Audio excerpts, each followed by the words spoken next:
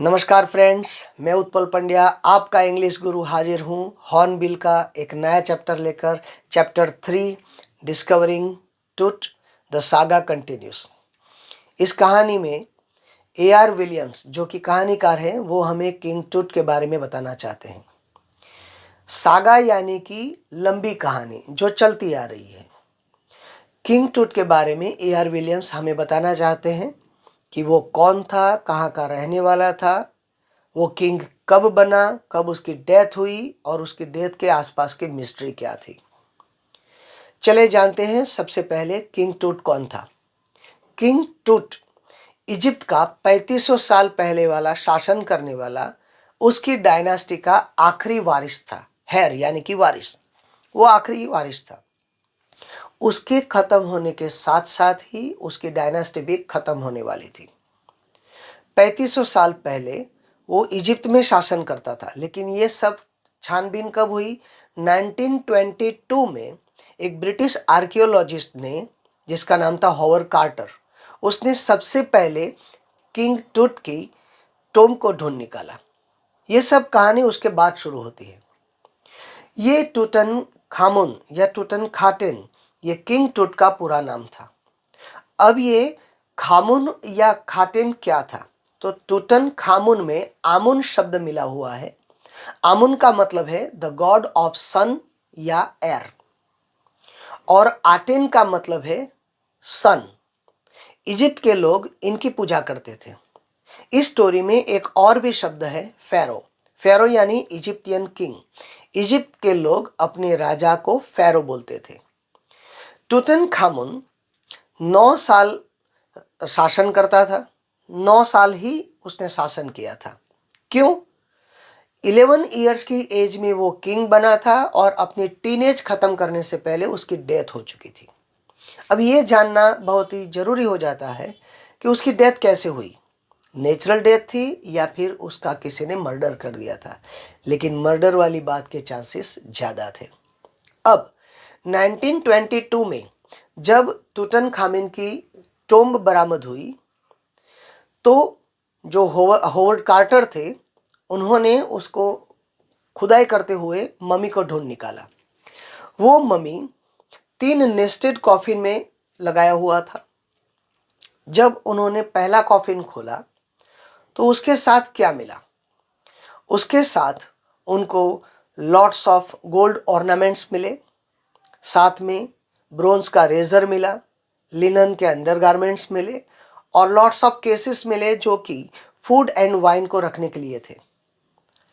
पुराने ज़माने के लोग मानते थे कि डेथ के बाद भी जो राजा थे, जो लोग थे, वो अपने साथ अपनी संपत्ति ले जा सकते थे।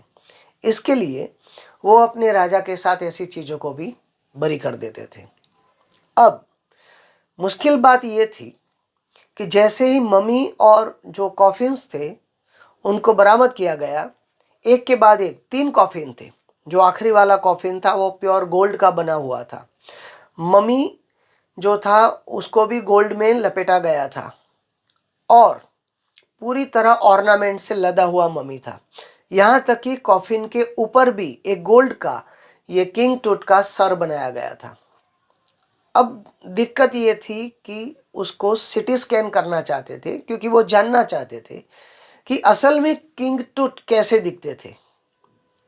लेकिन मुश्किल बात यह थी कि जो रिचुअल्स थे पुराने ज़माने के, उसकी वजह से उन लोगों ने मम्मी बनाने के लिए किंग टूट के पूरे बॉडी को एक तरह के रेजिन से लपेट दिया था, कवर कर दिया था। अब रेजिन यानी कि एक पर्टिकुलर ट्री से निकलने वाला ग्लू, जिसको हम गोंद बोलते हैं।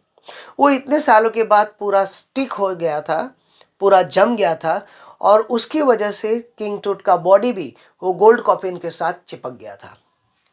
कई सारे प्रयत्न करने के बावजूद भी वो जो किंग टूट का बॉडी था उसको अलग नहीं कर पाए गोल्ड कॉफिन से।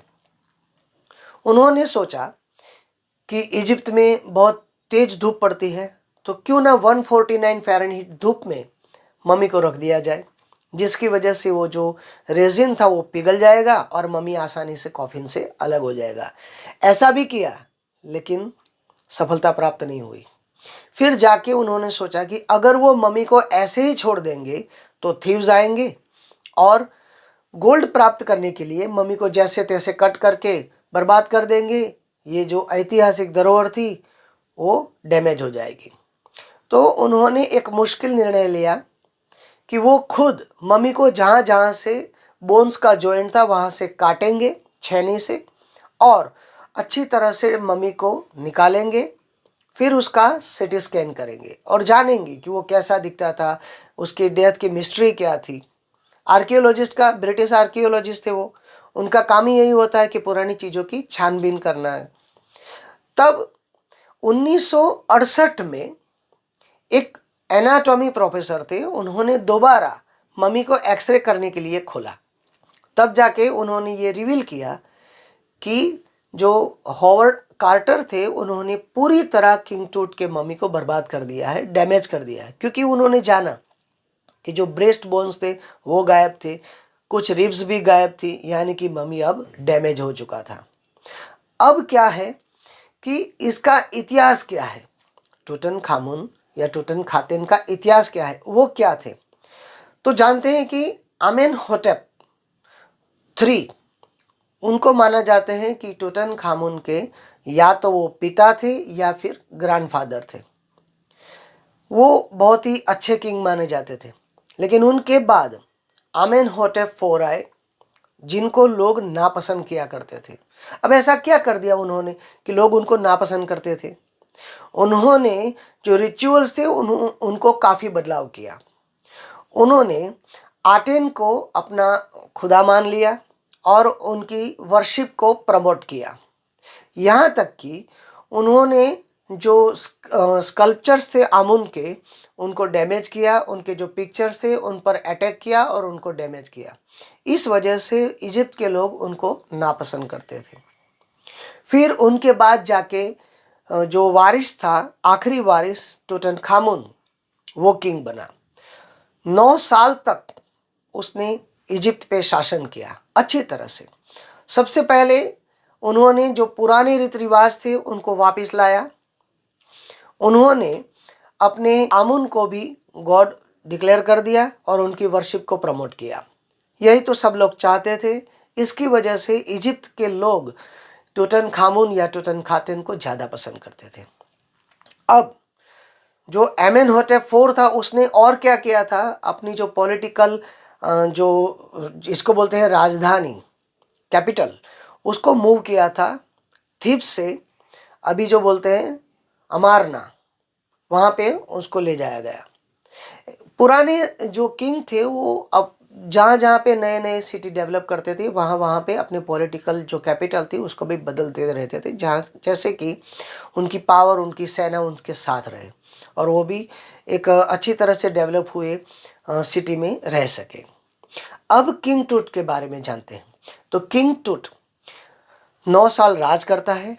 11 की एज में वो किंग बना और जब तक कि वो अपने टीनेज ख़त्म कर पाता वो डेड हो चुका था। टूटनखातेन was the first mummy who was going to go through the CT scan machine. अब वो पहला किंग था जिसकी मम्मी को सिटी स्कैन किया जाने वाला था।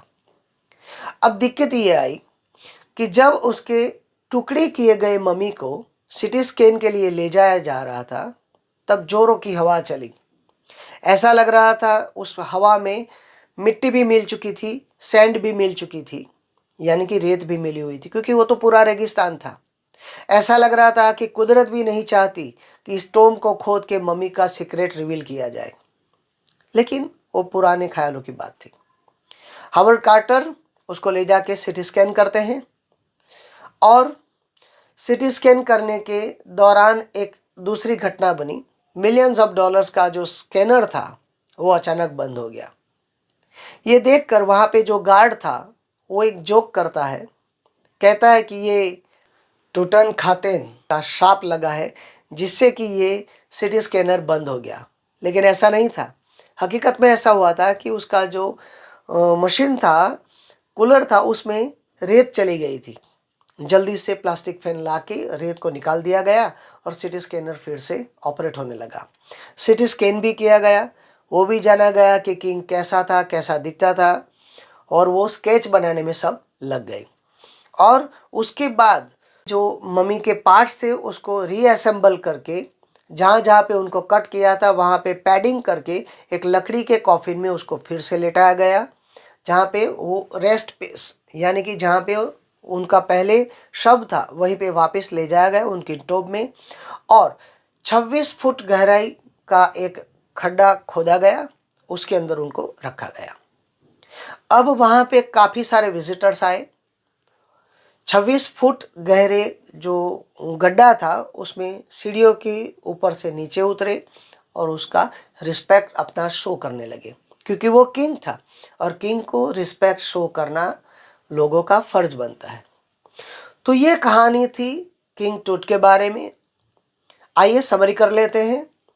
11 ईयर की एज में वो किंग बना। टीन एज ख़त्म करने से पहले ख़त्म हो चुका था। उसका पूरा नाम था टूटनखामुन या टूटनखाटेन। वो आमुन या आटेन की वर्शिप को प्रमोट करता था। आमुन यानी कि सन एंड एयर के देवता, गॉड, और आटेन यानी कि खुद सन। इजिप्ट के लोग इनको बहुत ही अच्छा किंग मानते थे, क्योंकि इजिप्ट के जो रिचुअल्स से उनको बढ़ावा देते थे। अब जबकि उनकी टोम में उनको वापस ले जाया गया, उनके टोम के ऊपर इजिप्ट के डेथ के देवता की एक मूर्ति यानी कि स्टैचू लगा हुआ है। सब लोग मानते हैं कि किंग टूट की डेथ के बाद भी जो गॉड ऑफ डेथ है वो उनकी मम्मी पे नज़र रखते हैं। चलिए दोस्तों, ये इस वीडियो को यहीं पे ख़त्म करते हैं और अगले वीडियो में लाइन टू लाइन इस चैप्टर 3 की स्टोरी को पढ़ेंगे, उसका हिंदी अनुवाद करेंगे। अगर आपको ये वीडियो पसंद आया है तो लाइक कीजिए, सब्सक्राइब कीजिए और शेयर कीजिए। Good bye, take care.